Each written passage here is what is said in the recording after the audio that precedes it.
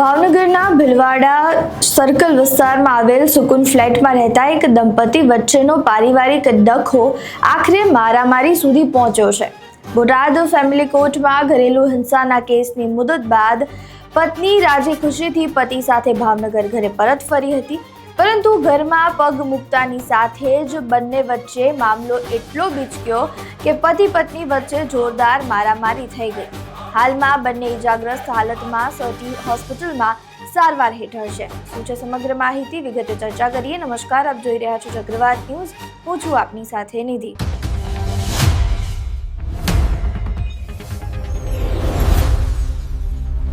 હવે આ મામલે સી ડિવિઝન પોલીસ સ્ટેશનમાં સામસામી ફરિયાદો નોંધાઈ છે। પત્ની ડોલી ઉર્ફે ફાતિમાના જણાવ્યા અનુસાર ભાવનગર આવતા જ પતિ સાહિલે તેને તારે મારી સાથે નથી રહેવું તેમ કહી મારવાનું શરૂ કર્યું હતું।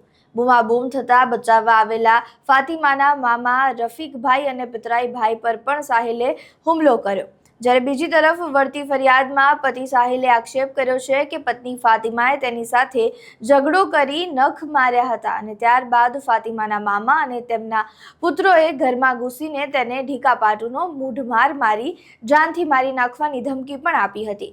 ત્યારે જે આ બંને પતિ પત્ની છે તેમની પ્રતિક્રિયાઓ સામે આવી છે। તેઓ આ સમગ્ર મામલે શું કહી રહ્યા છે તે સાંભળો। મારું નામ ડોલી સાહિલભાઈ કાસમાણી ઉર્ફે ફાતિમા। જે અમારે મેટર ચાલુ છે કે તલાકના બાબતમાં, ડિવોર્સના બાબતમાં। તો આજે અમારે મુદ્દત હતી, તો મુદ્દતમાં કોર્ટે એવો ફેસલો કર્યો કે તમે ઘરે પાછા જતા રહ્યો। તો સાહિલભાઈને હુકમ આપ્યો કે તમે પાછા જતા રહ્યો ઘરે।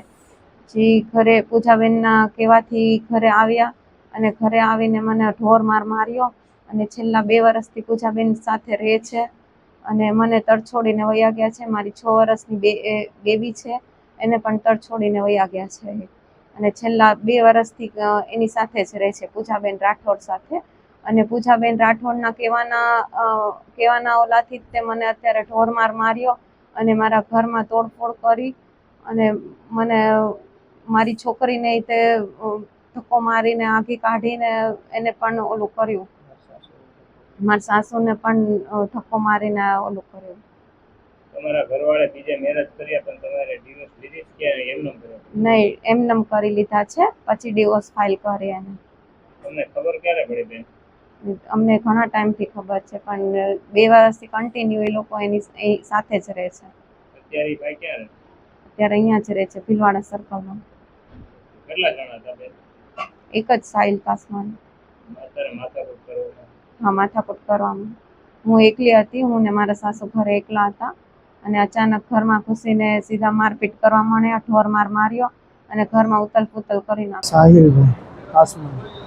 કઈ જગ્યાએ બનાવ બન્યો ને શું બનાવ બન્યો? ભીલવાડા સર્કલ છે। સમાધાનનું કહીને મને ઘરે બોલાવ્યો હતો અને પછી એ લોકો માર્યો છે।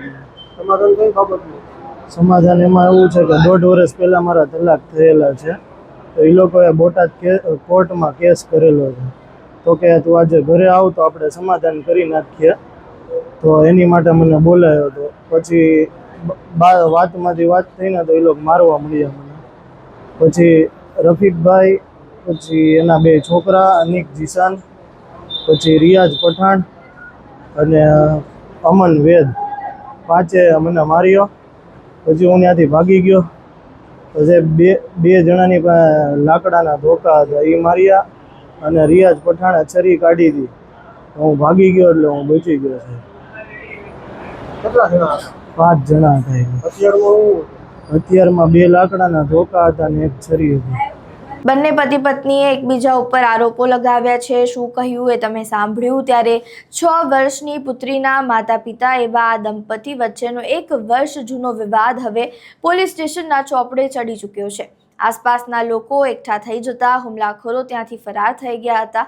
હાલમાં સી ડિવિઝન પોલીસે બંને પક્ષોની ગુનાહિત ફરિયાદ નોંધીને કાયદેસરની તપાસ હાથ ધરી છે કે આખરે આ હિંસક મારામારી પાછળનું અસલી કારણ શું હતું। ત્યારે આ સમગ્ર મામલે તમારું શું માનવું છે? તમારા મંતવ્યો અમને કમેન્ટ બોક્સમાં જરૂરથી જણાવજો।